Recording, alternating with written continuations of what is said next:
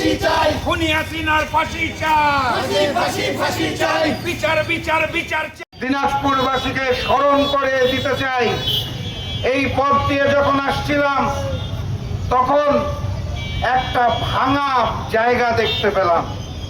জায়গাটা কার আপনারা সবাই জানেন এবং বুঝেন। কথাবার্তা পরিষ্কার, আল্লাহ ছাড় দেয় কিন্তু আল্লাহ ছেড়ে দেয় না। অতীত থেকে শিক্ষা নিতে হবে, ভবিষ্যতেও যদি কেউ মজলুমদের বিপক্ষে দাঁড়ায় বাংলার জনগণ ইনশাআল্লাহ একত্রিত হয়ে প্রতিরোধ করবে। হাজারো শহীদের রক্তের বিনিময়ে যেই নতুন বাংলাদেশ এসেছে, সেই বাংলাদেশে আওয়ামী লীগের রাজনীতি করার কোনো অধিকার নাই।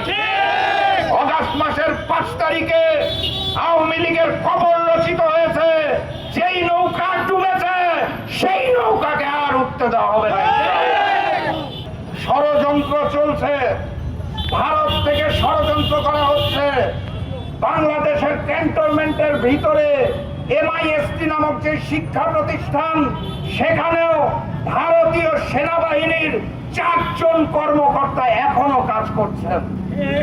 আমরা জানি শেখ হাসিনার আমলে রাজনৈতিক দলগুলোর মধ্যে, প্রশাসনের মধ্যে, সরকারি বেসরকারি জায়গায় ভারতীয় রয়ের এজেন্টকে ঢুকানো হতো।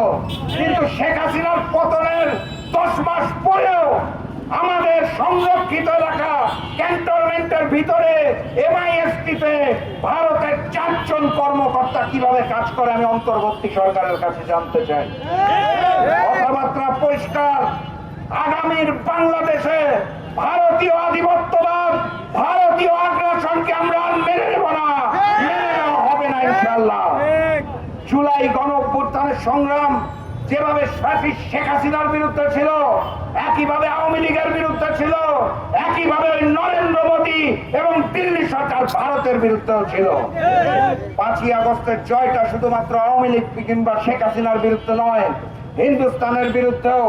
হিন্দুস্তানের পানি আগ্রাসন বন্ধ করতে হবে, সীমান্তে হত্যা বন্ধ করতে হবে, অবৈধ পুশিন বন্ধ করতে হবে, বাংলার জমিন যা দখল নিয়েছে তা ফেরত দিতে হবে, না হলে ভবিষ্যতে ভারতের বিরুদ্ধে আন্দোলন গড়ে তোলা হবে। Happiness, bad panga, moja janga.